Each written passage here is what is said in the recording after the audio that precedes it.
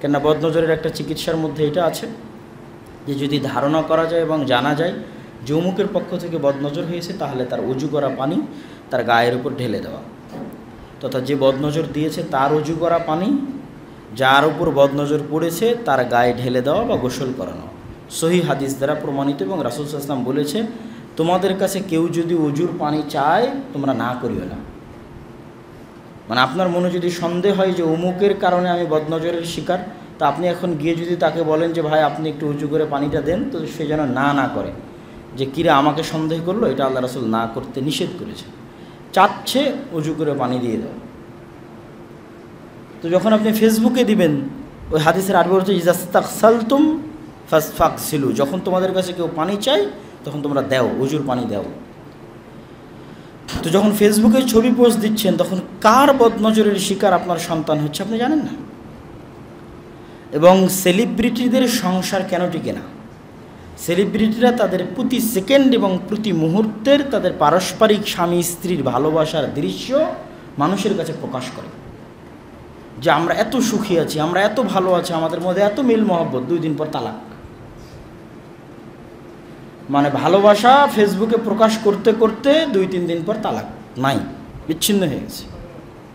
অসংখ্য ঘটনা আপনাদের চোখের সামনে, যারা আপনারা আধুনিক যুগের খবরাখবর রাখেন, এরকম অসংখ্য অগণিত ঘটনা। তার অধিকাংশ সম্ভাবনা হচ্ছে বদনজর। তার মানে দুনিয়াতে মনে হয় আর স্বামী স্ত্রী নাই, দুনিয়াতে হয়তো আর কোনো স্বামী তার কোনো স্ত্রীকে ভালোবাসে না, আর কোনো স্ত্রী হয়তো কোনো স্বামীকে ভালোবাসে না। এই যে নিজেকে, নিজের প্রাইভেসিকে ধ্বংস করে মানুষের সামনে প্রকাশ করে দেওয়া, এটা এখন এই যুগে এমন ফিতনার রূপ ধারণ করেছে মানুষের হাতে হাতে মোবাইল এবং মানুষের হাতে হাতে ফেসবুক যাওয়াতে, যে মানুষ এটাকে টাকা ইনকামের মাধ্যম বানিয়ে নিয়েছে, যে নিজের স্ত্রীর ভিডিও, নিজের স্ত্রীর সাথে নিজের ভিডিও করে ফেসবুকে দিয়ে টাকা ইনকাম করবে। এটা আপনার সংসারকে ধ্বংস করে দিবে এবং মানুষের বদনজরে আপনার সংসার এবং আপনার সন্তান সন্ততি সবকে আপনি ধ্বংস করে দিচ্ছেন, মানুষের বদনজরের জন্য উন্মুক্ত করে দিচ্ছেন। এই জন্য এই 3 নম্বর পয়েন্ট যেটাকে লক্ষ্য করে আজকে আমাদের আলোচনা করা, সেটা হচ্ছে সবসময় সকল নেয়ামত মানুষের সামনে পেশ না করা এবং প্রকাশ না করা। কারো যদি ক্ষেত্রে জানা যায় যে সে বদনজরে আক্রান্ত, তাহলে সেক্ষেত্রে একটা হচ্ছে অজু, যদি সন্দেহ করে যে অমুকের বদনজর, তার অজুর পানি নিয়ে গোসল করবে, গায়ে দিবে। আর একটা হচ্ছে নাস ফালাক ইখলাস পড়ে সবসময় নিজের উপর রুকিয়া, নিজের উপর কী করবে, ফু দিবে, ঝাড়ফুঁক যেটা আমরা বলি, নাস ফালাক ইখলাস পড়ে। আয়াতুল কুরসি, সূরা ফাতিহা, সূরা বাকারার শেষ 2 আয়াত, এগুলো হচ্ছে কোরআনের আয়াতের মধ্যে সবচেয়ে শক্তিশালী আয়াত, যেগুলো যে কোনো শয়তান, যে কোনো অদৃশ্য শক্তির কবল থেকে মানুষকে রক্ষা করতে পারে। সূরা নাস, সূরা ফালাক, সূরা ইখলাস, আয়াতুল কুরসি, সূরা বাকারার শেষ 2 আয়াত, সূরা ফাতিহা। আর আরেকটা কি, ছোট বাচ্চাকে, আপনার নিজের কোলের বাচ্চাকে যখন আপনি বাসায় যাচ্ছেন, আজকে জুমার সালাত শেষ করে বাসায় যাবেন, আপনার বাচ্চা দৌড়ে আসবে, বা অনেক দিন পর হয়তো দেখা হলো, 2 দিন পর দেখা হলো, বাজার থেকে ফিরে গেলেন, সারাদিন অফিস ডিউটি শেষ করে ফিরে গেলেন, বাচ্চা দৌড়ে কোলে আসলো। তখন এই যে আমরা বিভিন্ন আদরের বাক্য বলি, ওরে আমার সোনারে, ওরে আমার ময়নারে, ওরে আমার ধনরে, এগুলো বলেন, সমস্যা নাই, কিন্তু তার সাথে অবশ্যই অভ্যাসে পরিণত করবেন যে বুকে জড়িয়ে নেওয়া মাত্রই, প্রথম সাক্ষাৎ হওয়া মাত্রই, যেটা আল্লাহর নবী হাসান হুসাইনের জন্য পড়তেন এবং যেটা আল্লাহর নবী বললেন যে ইব্রাহিম, ইসমাইল, ইসহাক তাদের সন্তানদের জন্য পড়তেন, আউযু বিকালিমাতিল্লাহি তাম্মাহ মিন কুল্লি শাইতানিন ওয়া হাম্মাহ ওয়া মিন কুল্লি আইনিন লাম্মাহ। এই দোয়াটা মুখস্থ করে নেবেন এবং সবসময় নিজের সন্তান সন্ততির জন্য পড়তে থাকবেন।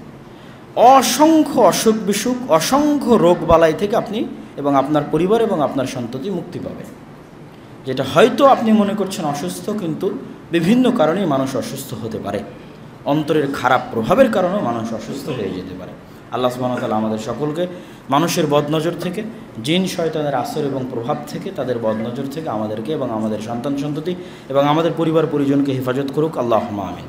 এবং আমাদেরকে এই যে প্রদর্শনীর ফিতনা, নিজের ব্যক্তিত্ব, নিজের প্রাইভেসি নষ্ট করে সবসময় সেলফি তুলে ফেসবুকে দেওয়া, সবসময় নিজের সন্তানের ছবি তুলে ফেসবুকে দেওয়া, নিজের স্বামী স্ত্রী বাইরে কোথাও ঘুরতে গেলাম সেটা মানুষকে দেখানো, আমাদের মধ্যে কত মিল, কত মহব্বত, এই জাতীয় প্রদর্শনী থেকে আল্লাহ আমাদের হেফাজত করার তৌফিক দান করুক, আল্লাহুম্মা আমিন। এবং আমাদের পরিবারগুলোকে হেফাজত করুক, আমাদের সন্তান সন্ততিকে হেফাজত করুক, আল্লাহুম্মা আমিন। সম্মানিত উপস্থিতি, আমরা আমাদের বক্তব্যের শেষের দিকে চলে এসেছি। আজকের এই বক্তব্যের এই অংশে পবিত্র কোরআন শিক্ষার গুরুত্ব ও তাৎপর্য। আর দাওয়া ইলাল্লাহর পক্ষ থেকে আমরা সারা দেশে যে দাওয়াতি সফর দিচ্ছি, এই দাওয়াতি সফরের মূল লক্ষ্য উদ্দেশ্য হচ্ছে মসজিদ ভিত্তিক মক্তব। বাংলাদেশে যেহেতু সরকারিভাবে কোরআন শিক্ষার ব্যবস্থা নেই স্কুল কলেজে, সেই জায়গায় মসজিদেও যদি কোরআন শিক্ষার ব্যবস্থা না থাকে, তাহলে একটা সময় আমরা কোরআনবিহীন প্রজন্ম পাব, যেখানে হাজার হাজার ছেলে মেয়ে থাকবে যারা কোরআন জানে না, সূরা ফাতিহা জানে না, পড়া জানে না, কোরআন শিখেনি, যেটা আমাদের জন্য আল্লাহর পক্ষ থেকে ভয়ঙ্কর আযাব, ভয়ঙ্কর গজব এবং ভয়ঙ্কর শাস্তির কারণ এবং মাধ্যম হতে পারে। কেননা আল্লাহ সুবহানাহু ওয়া তাআলার সবচেয়ে বড় নেয়ামত উম্মতে মুসলিমার উপর, উম্মতে মুহাম্মাদির উপর কোরআন, যা আল্লাহ অতীতের কোনো উম্মতকে, কোনো কওমকে, কোনো জাতিকে দেয়নি। এবং এই কোরআনের বরকতি উম্মতে মুহাম্মাদি অতীতের উম্মতের চেয়ে শ্রেষ্ঠ। নূহ আলাইহিস সালামের কওমের লোক 1000 বছর ইবাদত করে জানে কীভাবে, উম্মতে মুহাম্মাদির 50-60 বছরের ইবাদত তার চেয়ে বেশি নেকি হবে কোরআনের বরকতে কিয়ামতের মাঠে। এই কারণে তারা সর্বশ্রেষ্ঠ। এবং অতীতের উম্মতের জন্য যেগুলো ফজিলতপূর্ণ দিন ছিল, জুলহজ মাসের প্রথম 10 দিন, মুহররমের 10 তারিখ, এগুলো অতীতের উম্মতের জন্য ফজিলতের দিন ছিল, আমাদের জন্য ফজিলতের দিন। এবং সেগুলোকে ওভারটেক করে আল্লাহ সুবহানাহু ওয়া তাআলা তার চাইতে সর্বশ্রেষ্ঠ ফজিলতের যে মাস রমাজান মাস, রমাজান ফরজ হওয়ার পূর্বে আমাদের জন্য মুহররমের সিয়াম ফরজ ছিল, কেন এটাও একটা ফজিলতের দিন। তো এগুলো সবগুলোকে পিছনে রেখে তার চাইতে বেশি উপরে, বেশি সম্মানে রমজানকে স্থান দেওয়ার কারণ হচ্ছে শাহরু রমাদান আল্লাযী উনজিলা ফীহিল কোরআন। রমাজান মাসে কোরআন অবতীর্ণ হয়েছে। কোরআনের বরকতে রমাজান সর্বশ্রেষ্ঠ মাস। অতীতের উম্মতের যত ফজিলতপূর্ণ দিন ছিল সেগুলোর সকলের উপরে রমাজান। ইন্না আনজালনাহু ফি লাইলাতুল কদর, আমরা লাইলাতুল কদরের ফজিলত জানি। লাইলাতুল কদরের যত ফজিলত, যত রহমত, যত বরকত সব কোরআনের ওসিলায়, কেননা কোরআন এই রাতে অবতীর্ণ হয়েছিল। এই জন্য কোরআন অনেক অনেক বড় নিয়ামত, কোরআন অনেক অনেক বড় দয়া আমাদের জন্য। আমরা যদি সেই দয়া, সেই রহমত, সেই নিয়ামতের মূল্যায়ন না করি, তাহলে তার শাস্তি ভয়াবহ। রাসূলুল্লাহ সাল্লাল্লাহু আলাইহি ওয়াসাল্লাম বলছেন, ইন্নাল্লাহা ইয়ারফাউ বিহাদাল কিতাবি আকওয়ামান ওয়া ইয়াদউ বিহা আখারিন। আল্লাহ সুবহানাহু ওয়া তাআলা এই উম্মতের একটা অংশকে এই কিতাবের কারণে সর্বোচ্চ স্থানে পৌঁছে দিয়েছেন, আর এই উম্মতের একটা অংশকে এই কিতাবের কারণে সর্বনিম্ন স্থানে পৌঁছে দিবেন বা দিয়েছেন। এই কিতাবের কারণে একটা অংশ সবার উপরে যাবে আর একটা অংশ সবার নিচে যাবে, কারণ যেই অংশ এই কিতাবকে সবচেয়ে বেশি দাম দিয়েছে, সবচেয়ে বেশি মূল্যায়ন করেছে, তারা পৃথিবীতে সবচেয়ে উন্নত জাতিতে পরিণত হয়েছে। তাদের পায়ের নিচে রোমান এবং পারস্য সাম্রাজ্য ধ্বংস হয়ে গেছে। আর যেই কওম, যেই অংশ, এই উম্মতের যে অংশ এই কিতাবকে মূল্যায়ন করেনি, তাদের বাড়িতে কেউ কোরআন পড়ে না, সমাজে কেউ কোরআন পড়ে না, কেউ কোরআন জানে না, কেউ কোরআন বুঝে না, কেউ কোরআন শেখার চেষ্টা করে না। তাদের বাড়িতে, তাদের ঘরে, তাদের সমাজে, তাদের দেশে কোরআন হয়ে গেছে কিতাব মাহজুরা, পরিত্যক্ত কিতাব। তো তাদের অবস্থাও আল্লাহর কাছে পরিত্যক্ত। তারা তখন কোন জঙ্গলে পড়ে মারা যাবে, আর তাদের উপর আল্লাহর কি আযাব এবং গজব আসবে সেটার পরও আল্লাহ সুবহানাহু ওয়া তাআলা করেন না। এই জন্য আমাদের আজকে মুসলমানদের অবস্থা এরকম। আমাদের অবস্থা কেমন? আমাদের সমাজে কোরআনের অবস্থা যেমন। আর আমাদের উপর আল্লাহর আযাব এবং আল্লাহর শাস্তি মানে আমাদের উপর আল্লাহর ভূমিকম্প, আল্লাহর আগুন, আল্লাহর বৃষ্টি, আল্লাহর বন্যা, আল্লাহর ঝড় ঝঞ্ঝা, যেগুলো অতীতের উম্মতকে আল্লাহ আযাব গজব দিয়েছে সেগুলো আসবে না। কেননা আল্লাহর নবী সেগুলো থেকে এই কওমের জন্য, এই উম্মতের জন্য পরিত্রাণ চেয়েছে। উম্মতে মুহাম্মাদিকে কোনো প্রাকৃতিক দুর্যোগে ধ্বংস করা হবে না। তথা গোটা রাজশাহী শহরের মানুষ যদি বলে যে আজকে থেকে আমরা আর কোরআন পড়বো না, জানবো না, শিখবো না, বুঝবো না, তার মানে রাজশাহীকে আল্লাহ ভূমিকম্প দিয়ে ধসিয়ে দিবে। বাংলাদেশের মানুষ যদি বলে যে না করবো না, তো ভূমিকম্প দিয়ে ধসিয়ে দিবে, এরকম নয়। প্রাকৃতিক দুর্যোগ উম্মতে মুহাম্মাদের উপর আসবে না। প্রাকৃতিক দুর্যোগে উম্মতে মুহাম্মাদিকে ধ্বংস করা হবে না একবারে সমূলে। নর্মাল যেরকম আসে সেরকম, অন্য সবার উপর আসে সেরকম। বিশেষভাবে গজব হিসেবে, আযাব হিসেবে প্রাকৃতিক দুর্যোগ দিয়ে ধ্বংস করা হবে না। তাহলে আপনি যদি কোরআনকে অবমূল্যায়ন করেন, তো কিসের শাস্তি, কীভাবে আপনি শাস্তি পাবেন? বিধর্মীদেরকে আপনার উপর চাপিয়ে দেওয়া হবে। তারা ক্ষুধার্ত প্রাণীর মতো, হায়নার মতো, খাবার প্লেটে যেমন ক্ষুধার্ত প্রাণী ঝাঁপিয়ে পড়ে, বিধর্মীরা সেভাবে আপনার উপর ঝাঁপিয়ে পড়বে। এটাই আপনাদের কোরআন অবমূল্যায়নের, সুন্নাত নবিয়্যিহ, আমাদের নবীর সুন্নাত অবমূল্যায়নের, দ্বীনের জ্ঞান অবমূল্যায়নের শাস্তি। এবং এটাই প্রমাণ করে, এটাই আমরা বলতে পারি যে রোহিঙ্গাদের অবস্থা মায়ানমারের বৌদ্ধদের নিকটে তেমন, রোহিঙ্গাদের কাছে আল্লাহর কোরআন, আল্লাহর নবীর সুন্নাত এবং আল্লাহর নবীর দ্বীনের জ্ঞান যেমন। একই ঘটনা যেখানে যেখানে মুসলমানদের উপর এইভাবে ঘটেছে, সেই ঘটনাগুলোর মূল কারণ এটাই। তাতে আমরা যতই আফসোস করি এবং যতই আমরা সেটাকে কষ্ট নিই বা যতই সেটাকে আবেগময় বক্তব্য দিই, আসল জায়গায় সংশোধন হতে হবে। সম্মানিত উপস্থিতি, কোরআন শুধু মাদ্রাসার ছাত্রের জন্য নয়, কোরআন শুধু ছোট বাচ্চার জন্য নয়, কোরআন শুধু মাদ্রাসার ছাত্রকে ভাড়া করে নিয়ে এসে পড়িয়ে নেওয়ার জন্য নয়। ভাড়া করে নিয়ে এসে পড়িয়ে নিলে কোরআনের হক আদায় হবে না। আর কোরআন শুধু তাবিজ কবজ বানিয়ে বিক্রি করার জন্য নয়, কোরআন গলায় মুখে চুমু লাগানোর জন্য নয়, আর কাপড় দিয়ে মুড়িয়ে তাকে ঝুলিয়ে রাখার জন্য নয়। কোরআন আল্লাহ পাঠিয়েছেন সকল মানুষের জন্য, হুদাল্লিন নাস, আদমের সকলের সন্তানের জন্য। আফ্রিকার কালো, ইউরোপের সাদা, আর বাংলাদেশের বাঙালি, ডোমচামার ম্যাথর মুচি, রিক্সা চালক, প্রধানমন্ত্রী, হিন্দু, বৌদ্ধ, ইহুদি, খ্রিস্টান, যারা আদমের সন্তান সকলের জন্য কোরআন। আদম আলাইহিস সালাতু আল্লাহ যখন জান্নাত থেকে নামিয়ে দেন, ইবলিসকে আসমান থেকে নামিয়ে দেন, তখন তিনি বলেছেন কুলনাহবিতু জামিআ, আজকে তোমরা সবাই নেমে যাও, তোমরা একজন আরেকজনের শত্রু কিয়ামত পর্যন্ত। তো ইবলিস আর আদম কিয়ামত পর্যন্ত একজন আরেকজনের শত্রু। তখন আল্লাহ বলছে আদম আলাইহিস সালাতু তবে তোমার চিন্তা নাই, তোমার এবং তোমার বংশধরদের জন্য চিন্তা নেই। কী জন্য? ইবলিসের কবল থেকে বাঁচানোর জন্য আমি নবী পাঠাবো, রাসূল পাঠাবো, কিতাব পাঠাবো। তোমার বংশধরেরা যদি নবী রাসূল মানে, কিতাব মানে, ইবলিসের কবল থেকে বেঁচে যাবে। তাহলে আল্লাহ যে কিতাব পাঠাবেন বললেন, নবী রাসূল পাঠাবেন বললেন, তো শুধু মাদ্রাসার ছাত্রের জন্য? কি আমার কথা কি বুঝতে পারছেন? যে আল্লাহ ইবলিসের কবল থেকে বাঁচানোর জন্য যে কোরআনের সূরা বাকারায় ওয়াদা করলেন আদম আলাইহিস সালামের সাথে, যে তোমার বংশধরকে ইবলিসের কবল থেকে বাঁচানোর জন্য নবী পাঠাবো, রাসূল পাঠাবো, কিতাব পাঠাবো, তো শুধু মাদ্রাসার ছাত্রের জন্য?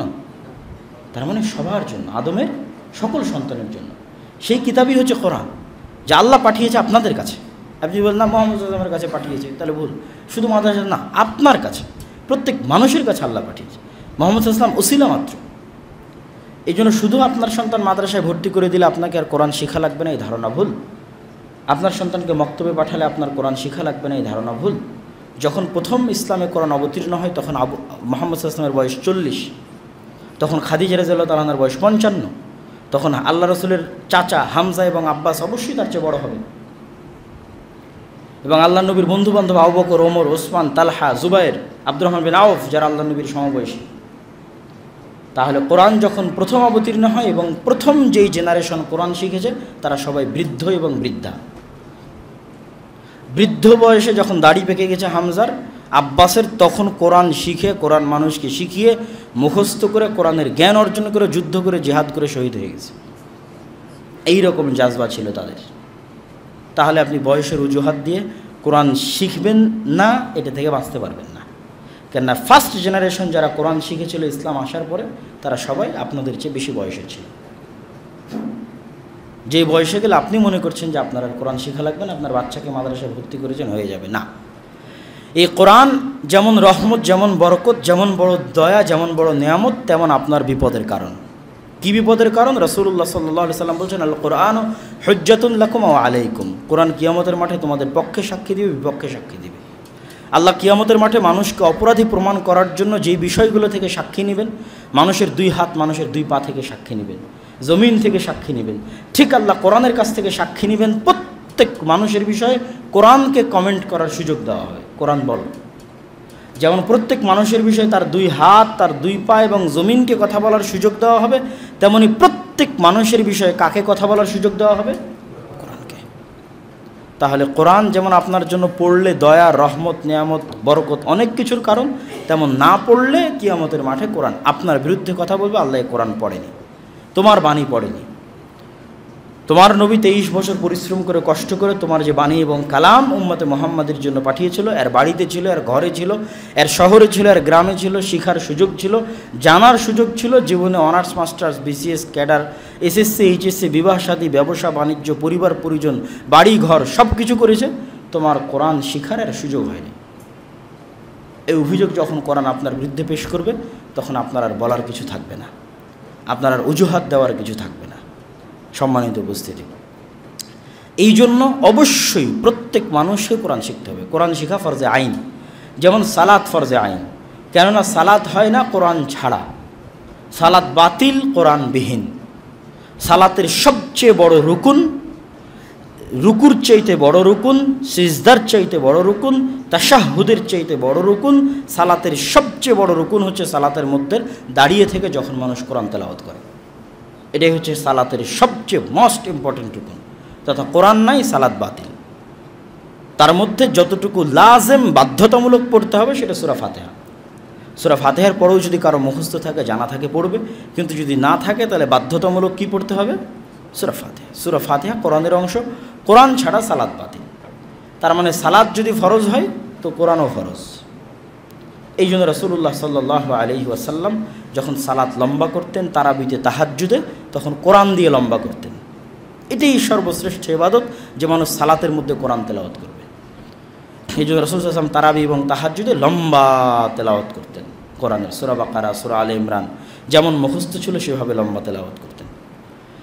সম্মানিত উপস্থিতি, তাহলে কোরআন শিক্ষা আমাদের জন্য জরুরি এবং প্রয়োজন। কিন্তু দুঃখজনক হলো সত্য কি, আমাদের মসজিদগুলোতে এসি লাগানোর টাকা আছে, টাইলস লাগানোর টাকা আছে, মুসলমানের সন্তানের মক্তব শেখানোর, পরিচালনার টাকা নাই।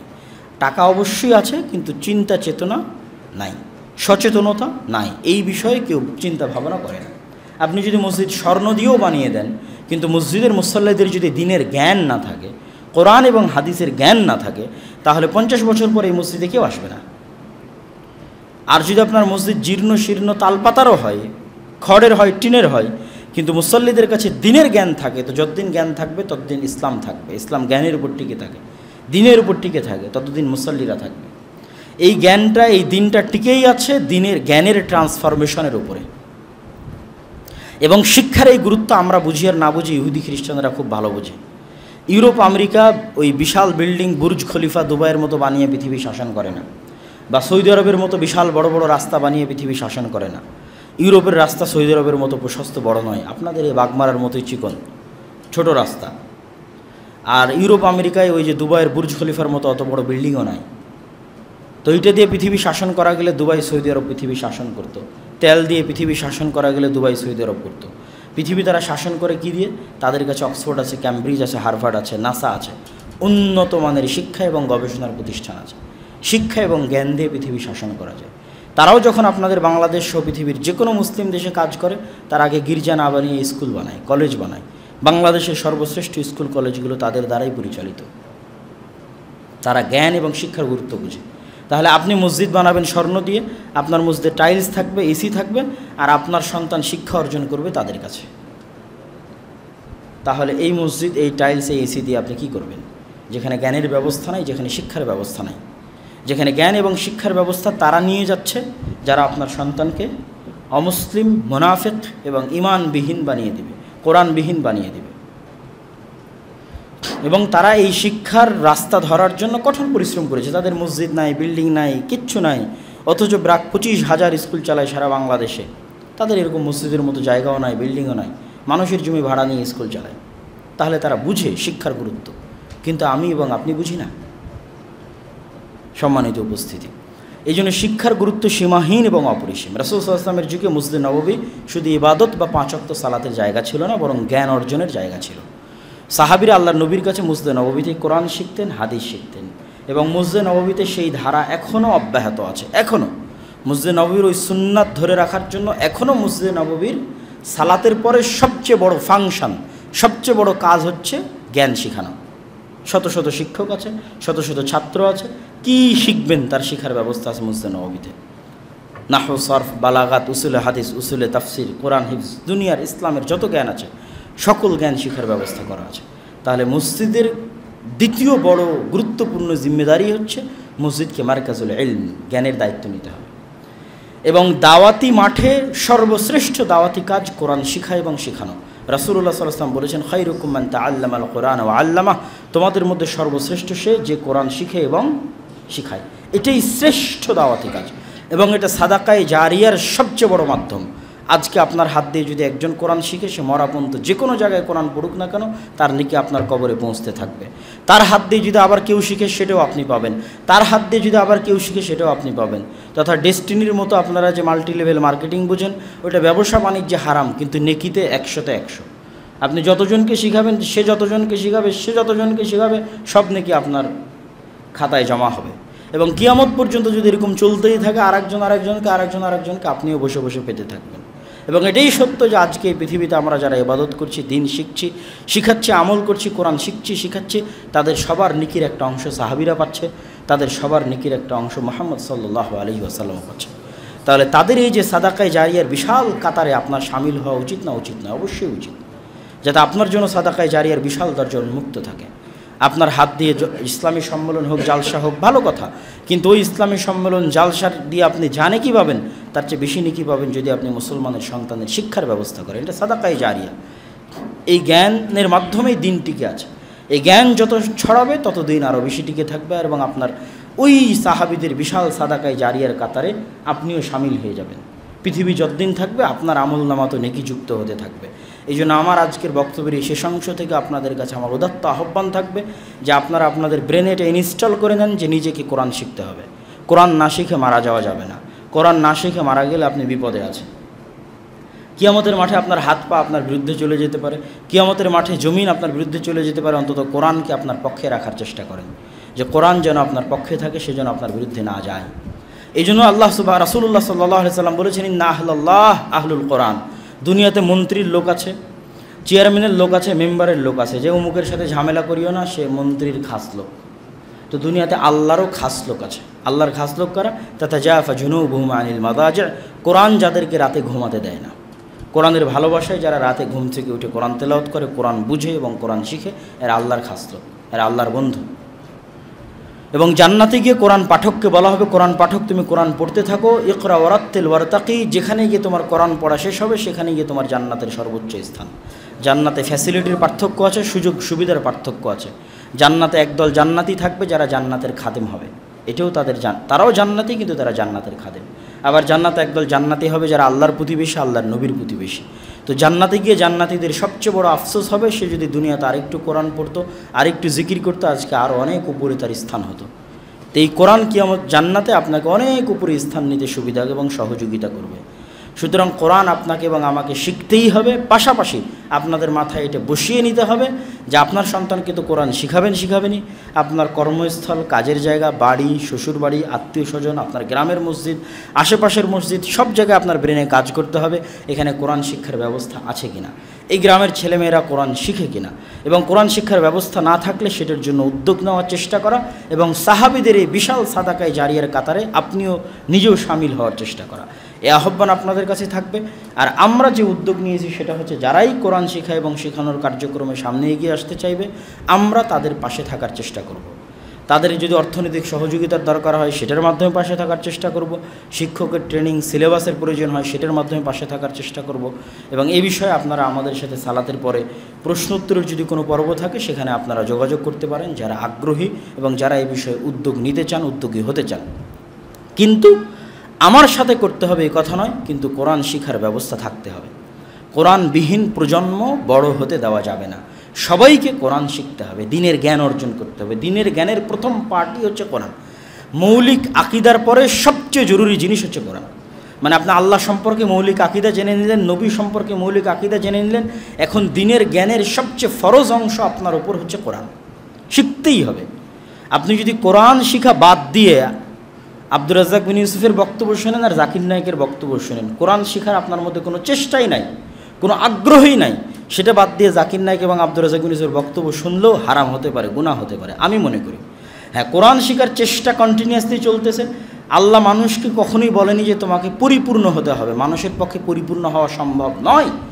আল্লাহর নবী যেভাবে কোরআন তেলাওয়াত করতো সেভাবে আপনি কোরআন তেলাওয়াত করতে পারবেন, এইটা আল্লাহর চাওয়া নয়। জিবরাইল যেভাবে কোরআন তেলাওয়াত করেছে আল্লাহ সুবহানাহু ওয়া তাআলার কাছ থেকে শুনে সেইভাবে আপনাকে কোরআন তেলাওয়াত করতে হবে, এটা আল্লাহর চাওয়া নয়। আল্লাহ জানে মানুষ অপূর্ণ, মানুষ অক্ষম। আপনার কাছে আল্লাহর চাওয়া হচ্ছে আপনি চেষ্টা করছেন কিনা, মরা পর্যন্ত চেষ্টা করতে থাকতে হবে। দিনের জ্ঞান অর্জন করার, কোরআন শেখার চেষ্টার জন্যই আল্লাহ সুবহানাহু ওয়া তাআলা আমাকে এবং আপনাকে নেকি দিবে।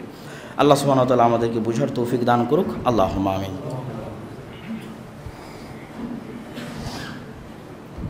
আলহামদুলিল্লাহি ওয়াহদাহু ওয়াসসালাতু ওয়াসসালামু আলা মান লা নাবিয়্যা বা'দাহু ইয়া আইয়ুহাল্লাযীনা আমানু সাল্লু আলাইহি ওয়া সাল্লিমু তাসলিমা।